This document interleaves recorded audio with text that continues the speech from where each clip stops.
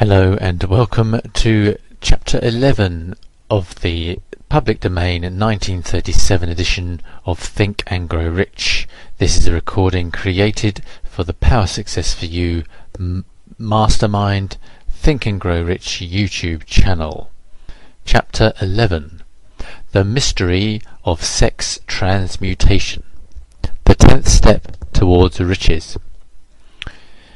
The meaning of the word transmute is, in simple language, the changing or transferring of one element or form of energy into another. The emotion of sex brings into being a state of mind. Because of ignorance on the subject, this state of mind is generally associated with the physical, and because of improper influences to which most people have been subjected in acquiring knowledge of sex, things essentially physical have highly biased the mind. The emotion of sex has back of it the possibility of three constructive potentialities. They are: 1. The perpetuation of mankind. 2.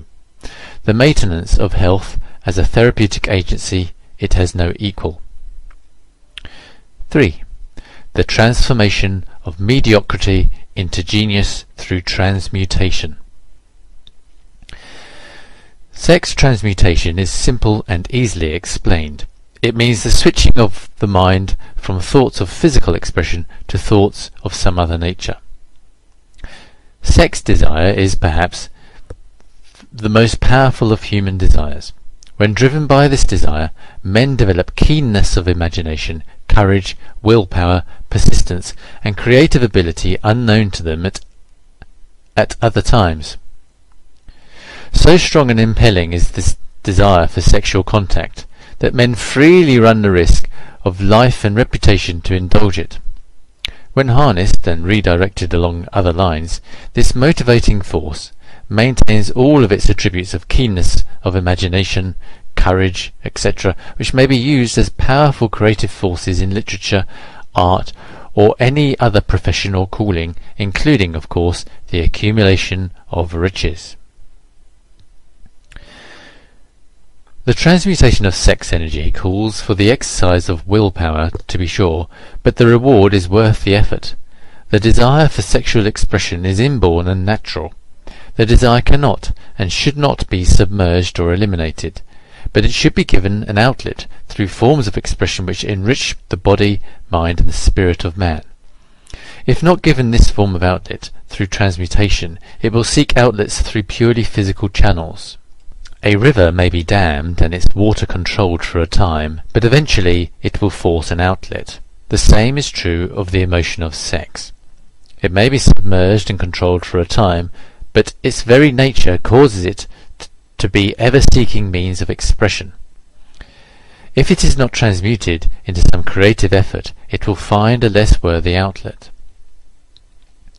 Fortunate indeed is the person who has discovered how to give sex emotion an outlet through some form of creative effort, for he has, by that discovery, lifted himself to the status of a genius.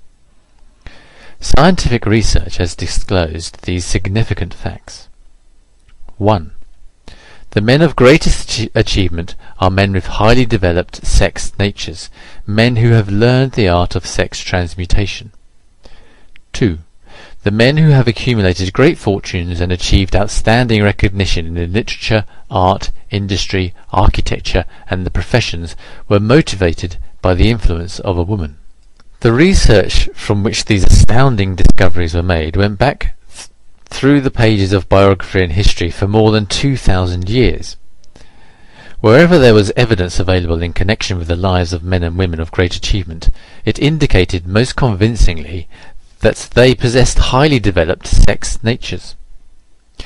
The emotion of sex is an irresistible force against which there can be no such opposition as an immovable body. When driven by this emotion, men become gifted with a superpower for action. Understand this truth, and you will catch the significance of the statement that sex transmutation will lift one to the status of a genius. The emotion of sex contains the secret of creative ability. Destroy the sex glands, whether in man or beast, and you have removed the major source of action. For proof of this, observe what happens to any animal after it has been castrated. A bull becomes as docile as a cow after it has been altered sexually. Sex alteration takes out of the male, whether man or beast, all the fight that was in him. Sex alteration of the female has the same effect. The 10 Mind Stimuli. The human mind responds to stimulation, through which it may be keyed up to high rates of vibration, known as enthusiasm, creative imagination, intense desire, etc. The stimuli to which the mind responds most freely are 1. The desire for sex expression. 2. Love. 3. A burning desire for fame, power, or financial gain, money. 4. Music. 5. Friendship between either those of the same sex or those of the opposite sex. 6. A mastermind alliance based upon the harmony of 2 or more people who ally themselves for spiritual or temporal advancement. 7. Mutual suffering such as that experienced by people who are persecuted. 8. Autosuggestion. 9. Fear. 10. Narcotics and alcohol. The desire for sex expression comes at the head of the list of stimuli which most effectively step up the vibrations of the mind and start the wheels of physical action. 8 of these stimuli are natural and constructive. 2 are destructive. The list is here presented for the purpose of enabling you to make a comparative study of the major sources of mind stimulation. From this study it will readily be seen that the emotion of sex is, by great odds, the most intense and powerful of all mind stimuli. This comparison is necessary as a foundation for proof for the statement that transmutation of sex energy may lift one to the status of a genius. Let us find out what constitutes a genius. Some wiseacre has said that a genius is a man who wears long hair, eats queer food, lives alone, and serves as a target for the joke makers. A better definition of a genius is a man who has discovered how to increase the vibrations of thought to the point where he can freely communicate with sources of knowledge not available through the ordinary rate of vibration of thought. The person who thinks will want to ask some questions concerning this definition of genius.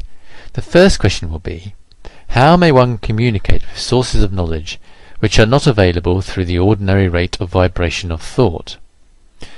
The next question will be, are there known sources of knowledge which are available only to genii, and if so, what are these sources and exactly how may they be reached? We shall offer proof of the soundness of some of the more important statements made in this book, or at least we shall offer evidence through which you may secure your own proof through experimentation, and in doing so we shall answer both of these questions. Genius is developed through the 6th sense. The reality of a 6th sense has been fairly well established. This 6th sense is creative imagination. The faculty of creative imagination is one which the majority of people never use during an entire lifetime, and if used at all it usually happens by mere accident. A relatively small number of people use, with deliberation and purpose, a forethought, the faculty of creative imagination. Those who use this faculty voluntarily and with understanding of its functions are genii. The faculty of creative imagination is the direct link between the finite mind of man and infinite intelligence.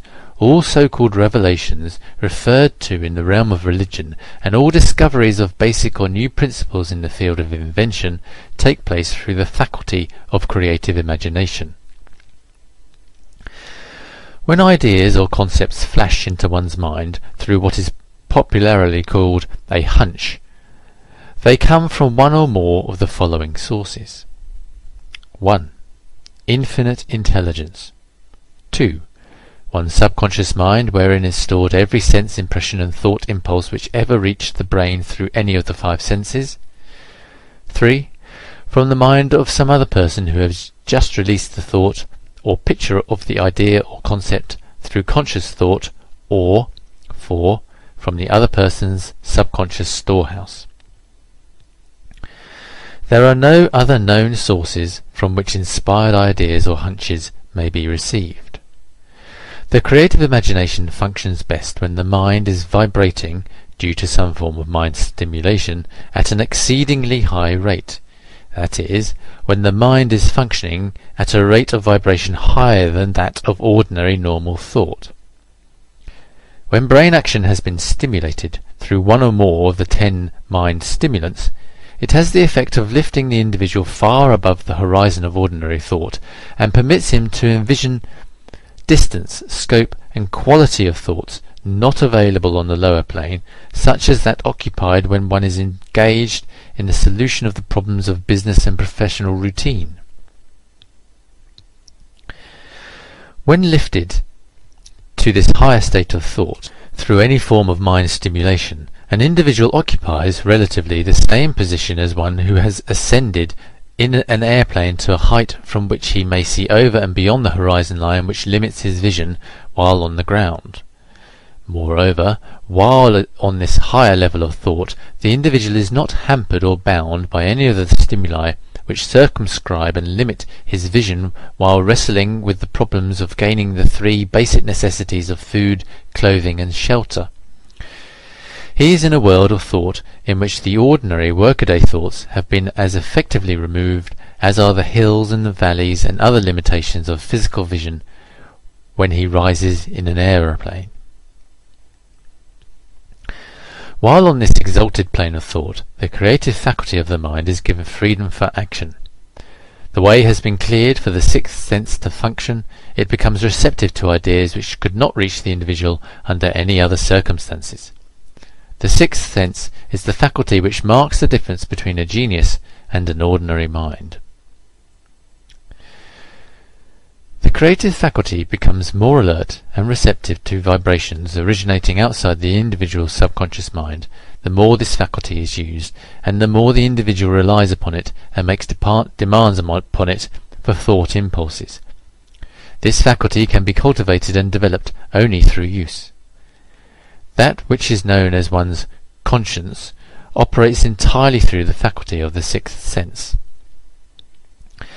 The great artists, writers, musicians, and poets became great because they acquire the habit of relying upon the still, small voice which speaks from within, through the faculty of creative imagination. It is a fact well known to people who have keen imaginations that their best ideas come through so-called hunches. There is a great orator who does not attain to greatness until he closes his eyes and begins to rely entirely upon the faculty of creative imagination. When asked why he closed his eyes just before the climaxes of his oratory, he replied, "I do it because then I speak through ideas which come to me from within." One of America's most successful and best-known financiers followed the habit of closing his eyes for 2 or 3 minutes before making a decision. When asked why he did this, he replied, "With my eyes closed, I am able to draw upon a source of superior intelligence." The late Dr. Elmer R. Gates of Chevy Chase, Maryland, created more than 200 useful patents, many of them basic, through the process of cultivating and using the creative faculty. His method is both significant and interesting to one interested in attaining the status of genius, in which category Dr. Gates unquestionably belonged. Dr. Gates was one of the really great, though less publicized, scientists of the world. In his laboratory, he had what he called his personal communication room. It was practically soundproof, and so arranged that all light could be shut out. It was equipped with a small table on which he kept a pad of writing paper. In front of the table on the wall was an electric push-button which controlled the lights. When Dr. Gates desired to draw upon the forces available to him through his creative imagination, he would go into this room, seat himself at the table, and shut off the lights, and concentrate upon the known factors of the invention on which he was working, remaining in that position until ideas began to flash into his mind in connection with the unknown factors of the invention. On one occasion, ideas came through so fast that he was forced to write for almost 3 hours. When the thoughts stopped flowing and he examined his notes, he found they contained a minute description of principles which had not a parallel among the known data of the scientific world. Moreover, the answer to his problem was intelligently presented in those notes. In this manner, Dr. Gates completed over 200 patents, which had been begun but not completed by half-baked brains. Evidence of the truth of this statement is in the United States Patent Office. Dr. Gates earned his living by sitting for ideas for individuals and corporations. Some of the largest corporations in America paid him substantial fees by the hour for sitting for ideas. The reasoning faculty is often faulty because it is largely guided by one's accumulated experience. Not all knowledge which one accumulates through experience is accurate.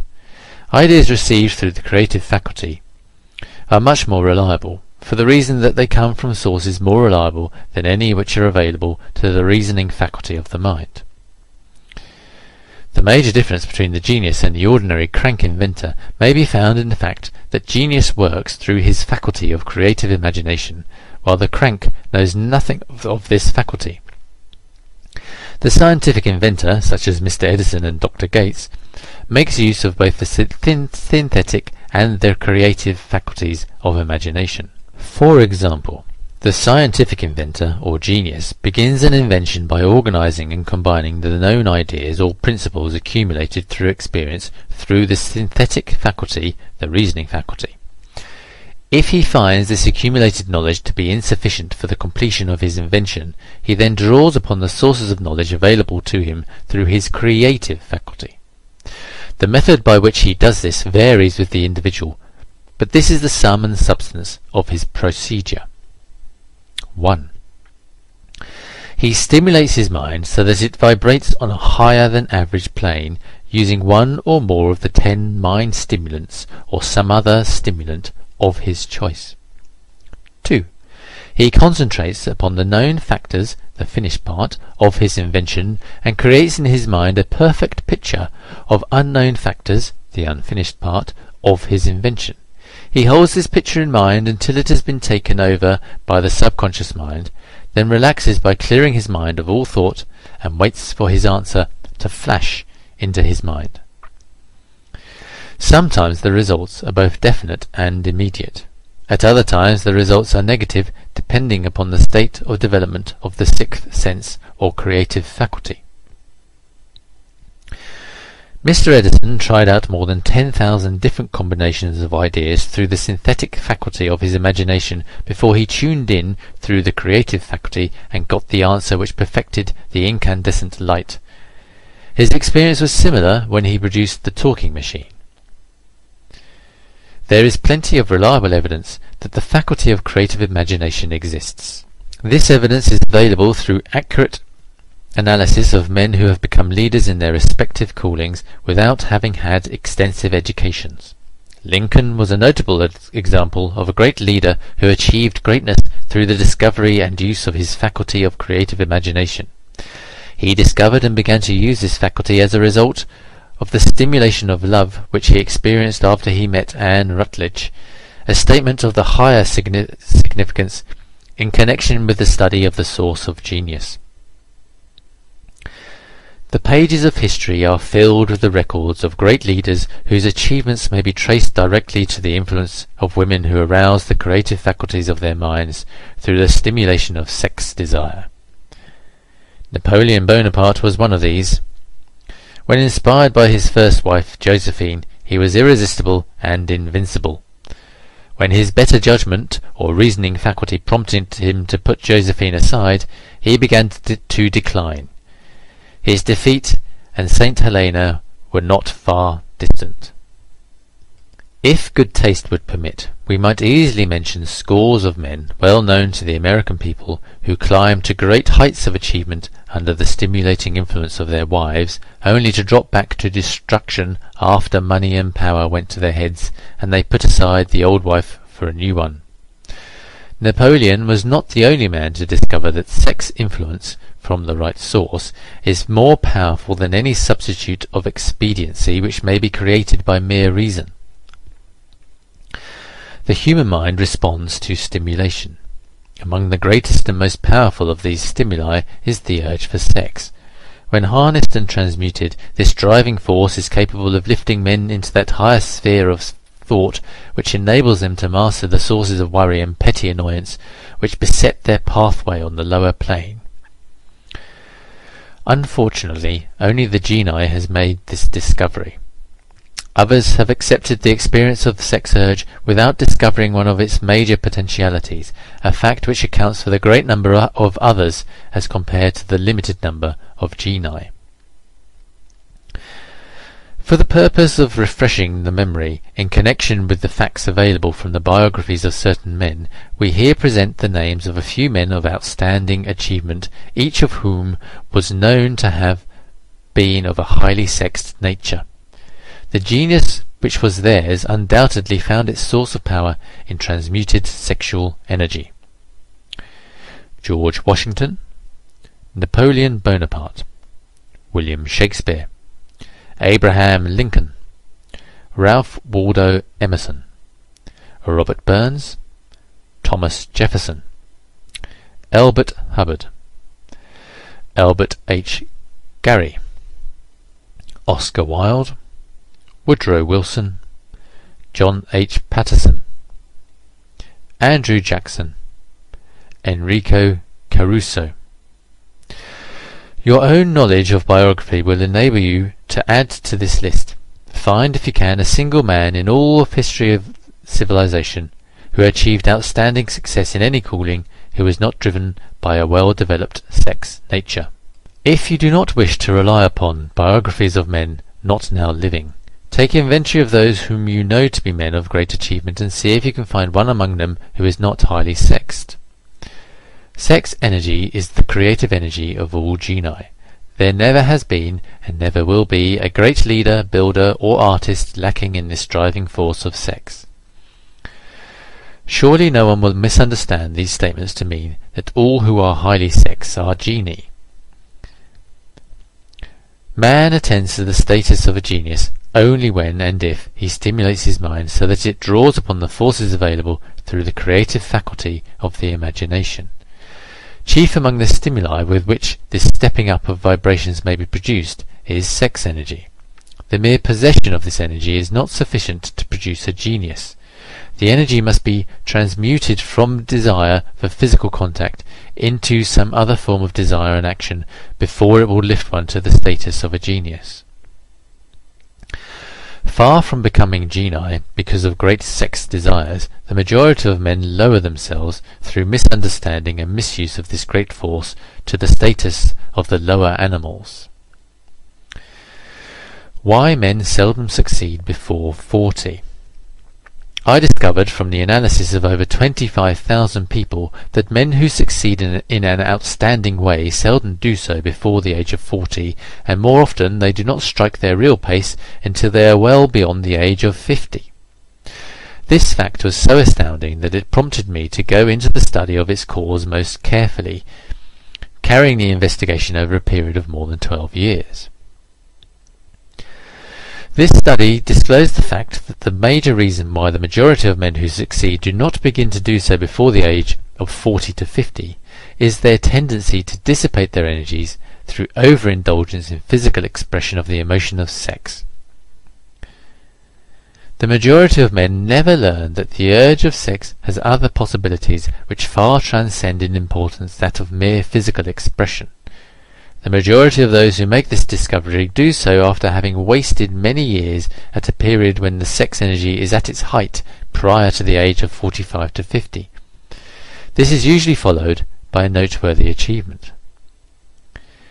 The lives of many men up to and sometimes well past the age of 40 reflect a continued dissipation of energies which could have been more profitably turned into better channels.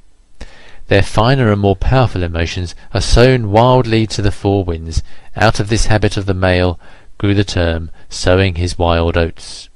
The desire for sexual expression is by far the strongest and most impelling of all the human emotions, and for this very reason this desire, when harnessed and transmuted into action other than that of physical expression, may raise one to the status of a genius. One of America's most able businessmen frankly admitted that his attractive secretary was responsible for most of the plans he created. He admitted that her presence lifted him to heights of creative imagination such as he could experience under no other stimulus.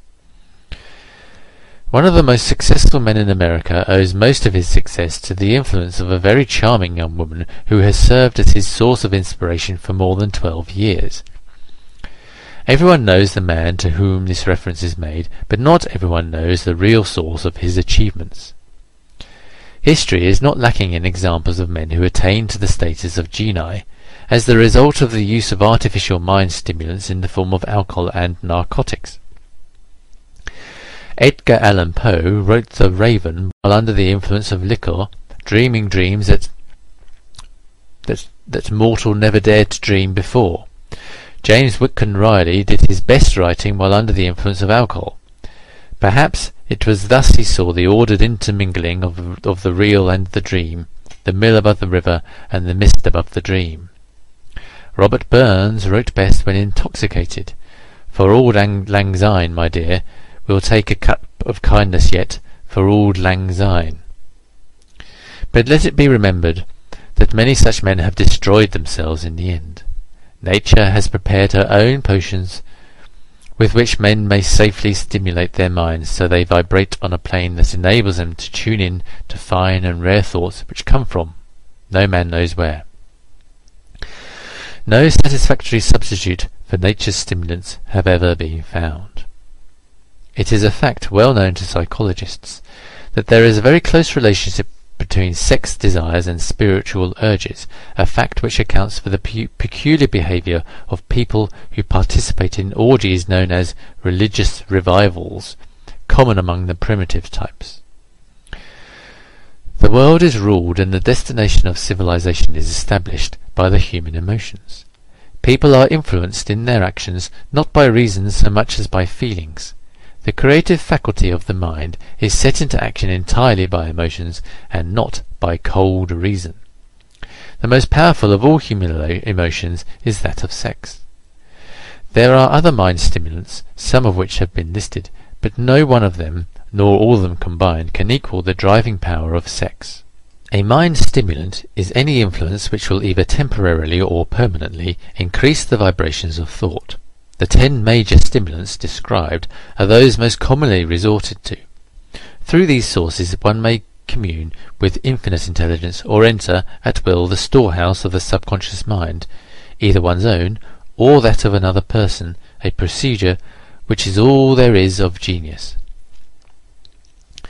A teacher who has trained and directed the efforts of more than 30,000 salespeople made the astounding discovery that highly sexed men are the most efficient salesmen. The explanation is that the factor of personality known as personal magnetism is nothing more nor less than sex energy. Highly sexed people always have a plentiful supply of magnetism. Through cultivation and understanding, this vital force may be drawn upon and used to great advantage in the relationships between people. This energy may be communicated to others through the following media. 1. The handshake. The touch of the hand indicates instantly the presence of magnetism or the lack of it. 2. The tone of voice. Magnetism or sex energy is the factor with which the voice may be coloured or made musical and charming. 3. Posture and carriage of the body. Highly sexed people move briskly and with grace and ease. 4. The vibrations of thought. Highly sexed people mix the emotion of sex with their thoughts, or may do so at will, and in that way may influence those around them. 5. Body adornment. People who are highly sexed are usually very careful about their personal appearance. They usually select clothing of a style becoming to their personality, physique, complexion, etc. When employing salesmen, the more capable sales manager looks for the quality of personal magnetism as the first requirement of a salesman. People who lack sex energy will never become enthusiastic, nor inspire others with enthusiasm, and enthusiasm is one of the most important requisites in salesmanship, no matter what one is selling.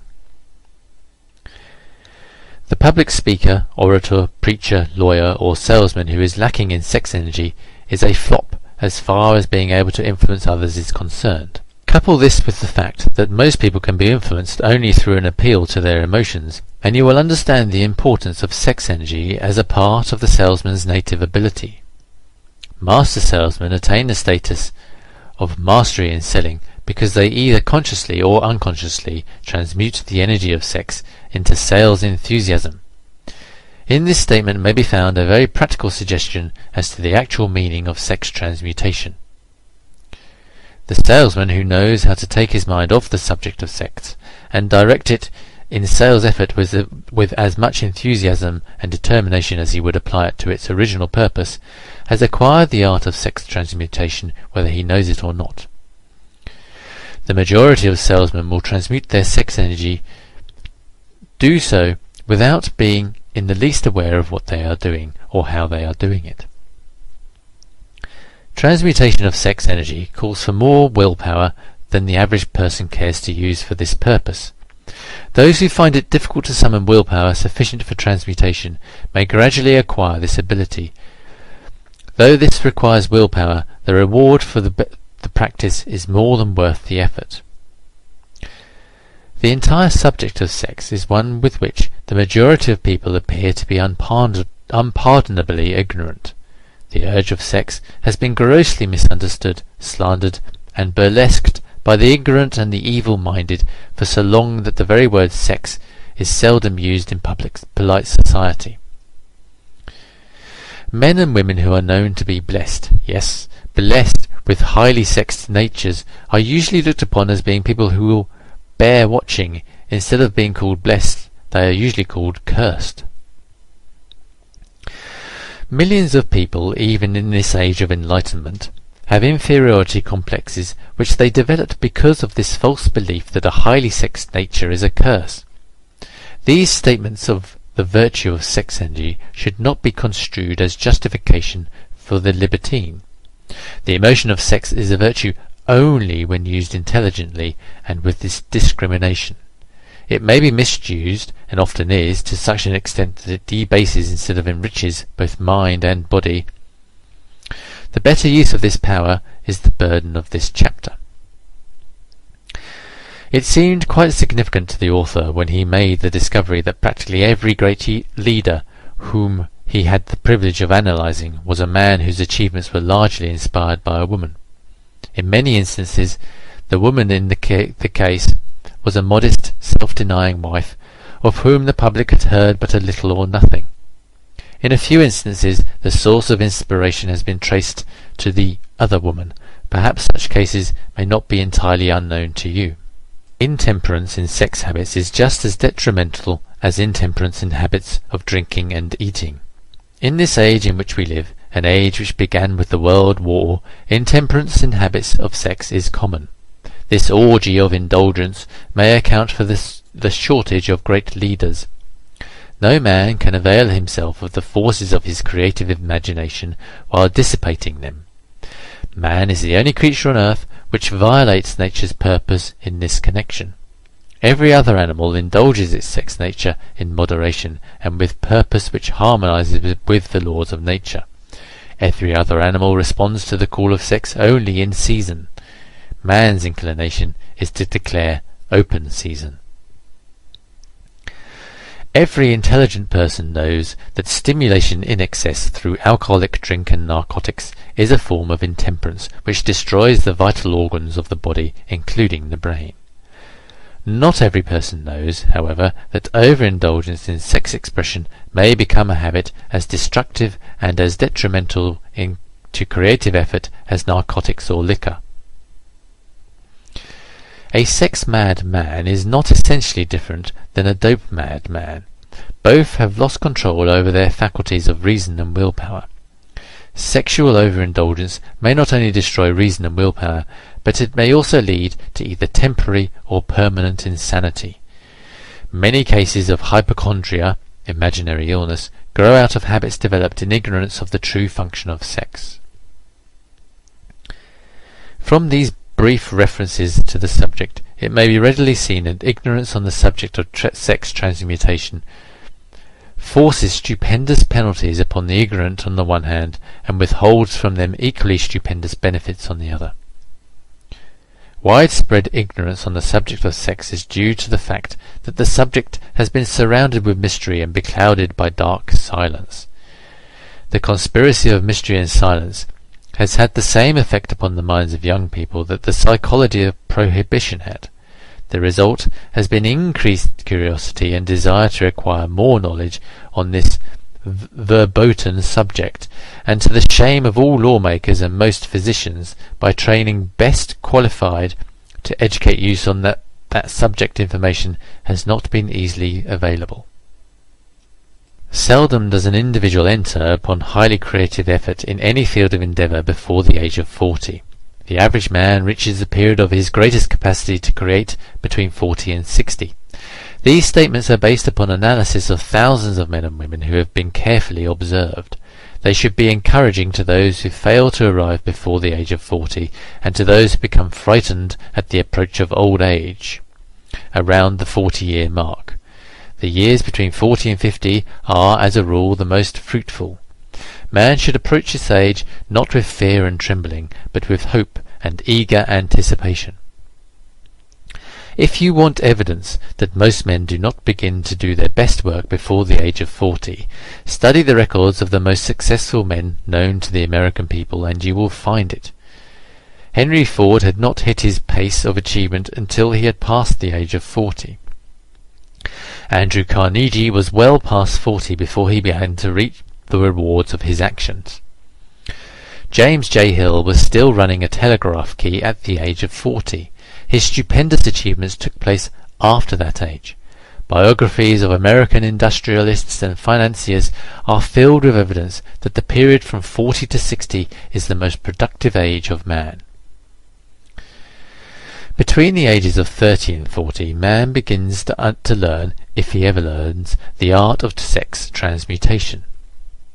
This discovery is generally accidental, and more often than otherwise the man who makes it is totally unconscious of his discovery. He may observe that his powers of achievement have increased around the age of 35 to 40, but in most cases he is not familiar with the cause of this change, that nature begins to harmonize the emotions of love and sex in the individual between the ages of 30 and 40, so that he may draw upon these great forces and apply them jointly as stimuli to action. Sex alone is a mighty urge to action, but its forces are like a cyclone. They are often uncontrollable. When the emotion of sex begins to mix itself with the emotion of love, the result is calmness of purpose, poise, accuracy of judgment and balance. What person who has attained to the age of 40 is so unfortunate as to be unable to analyze these statements and to corroborate them by his own experience? When driven by his desire to please a woman, based solely upon the emotion of sex, a man may be, and usually is, capable of great achievement, but his actions may be disorganized, distorted, and totally destructive. When driven by his desire to please a woman, based upon the motive of sex alone, a man may steal, cheat, and even commit murder, but when the emotion of love is mixed with the emotion of sex, that same man will guide his actions with much more sanity, balance, and reason. Criminologists have discovered that the most hardened criminals can be reformed through the influence of a woman's love. There is no record of a criminal having been reformed solely through the sex influence. These facts are well known, but their cause is not. Reformation comes, if at all, through the heart or the emotional side of man, not through his head or reasoning side. Reformation means a change of heart. It does not mean a change of head.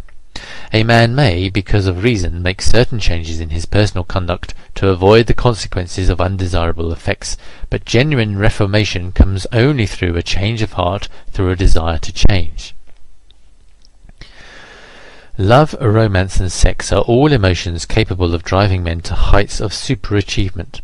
Love is the emotion which serves as a safety valve and ensures balance, poise, and constructive effort.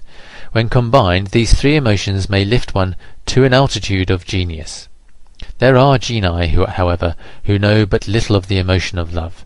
Most of them may be found engaged in some form of action which is destructive, or at least not based upon justice and fairness towards others.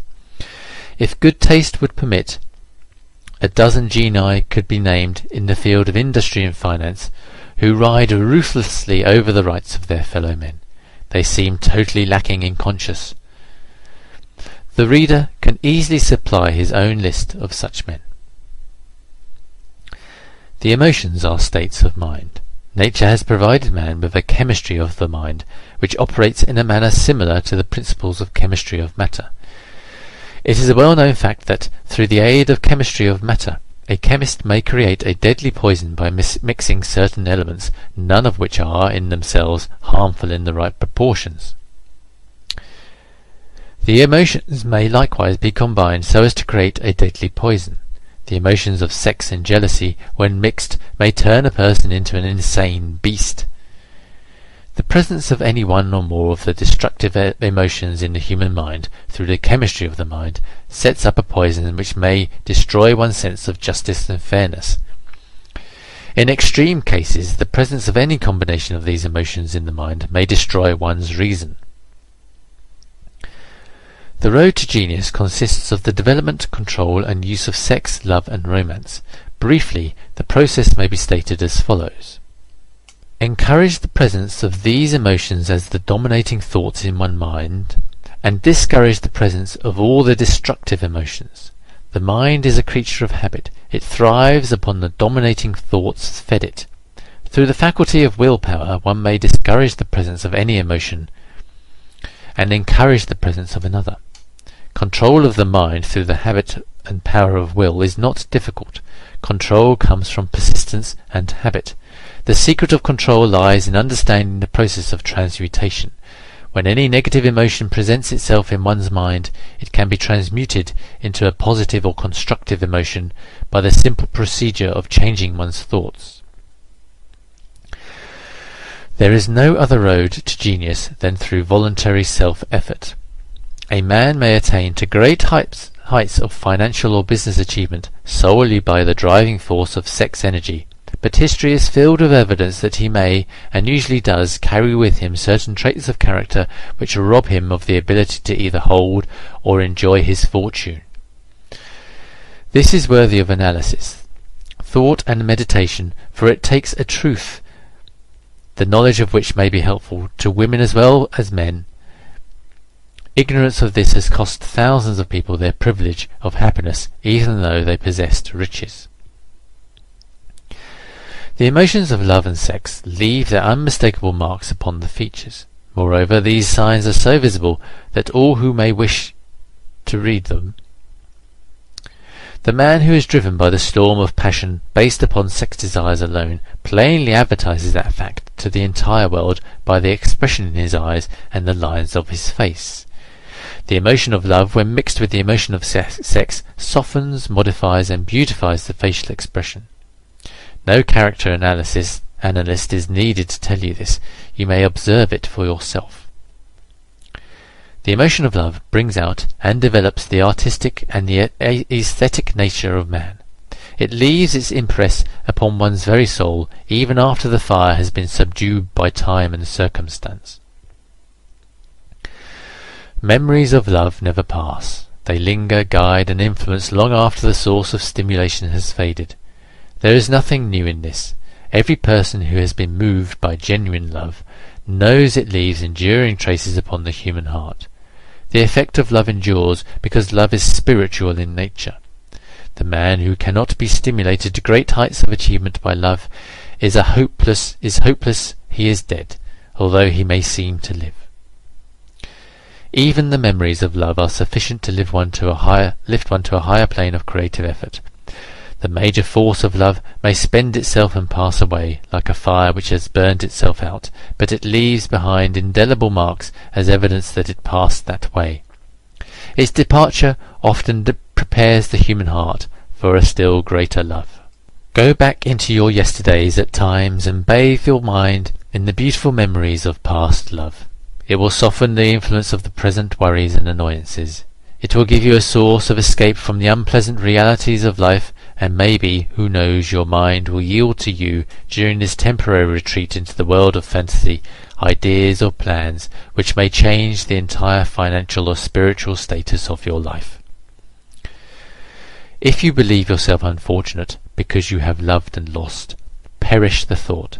One who has loved truly can never lose entirely. Love is whimsical and temperamental. Its nature is ephemeral and transitory. It comes when it pleases and goes away without warning. Accept and enjoy it while it remains, but spend no time worrying about its departure. Worry will never bring it back. Dismiss also the thought that love never comes but once. Love may come and go, times without number, but there are no two love experiences which affect one in just the same way. There may be, and there usually is, one love experience which leaves a deeper imprint on the heart than all others, but all love experiences are beneficial except to the person who becomes resentful and cynical when love makes its departure. There should be no disappointment over love, and there would be none if people understood the difference between the emotions of love and sex.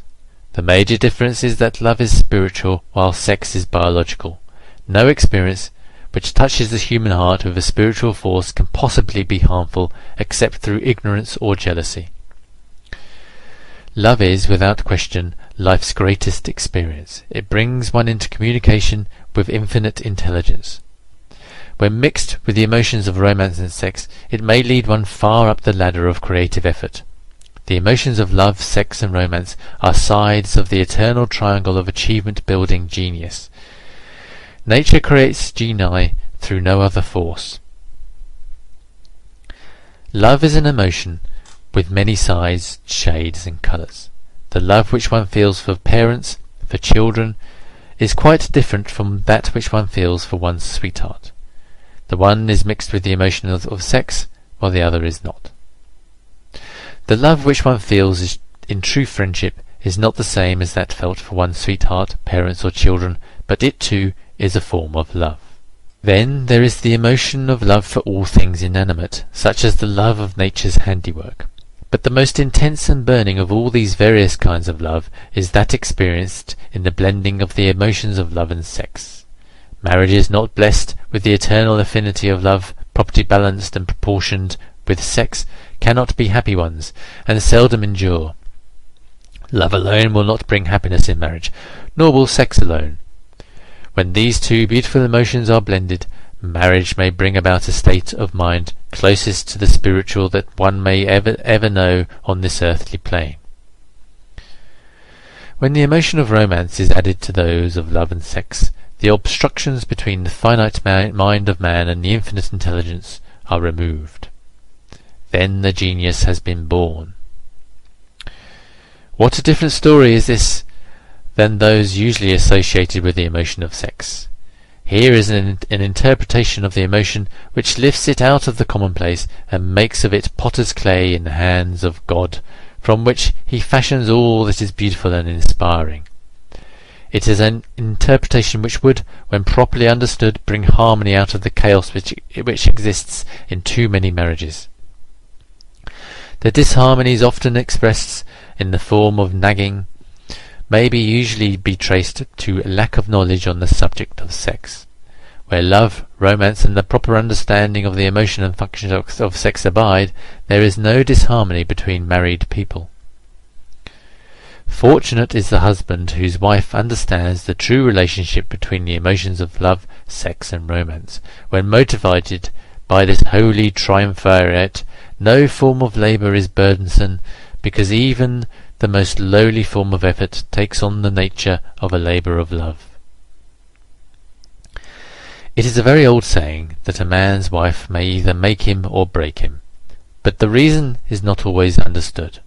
The making and breaking is the result of the wife's understanding or lack of understanding of the emotions of love, sex, and romance.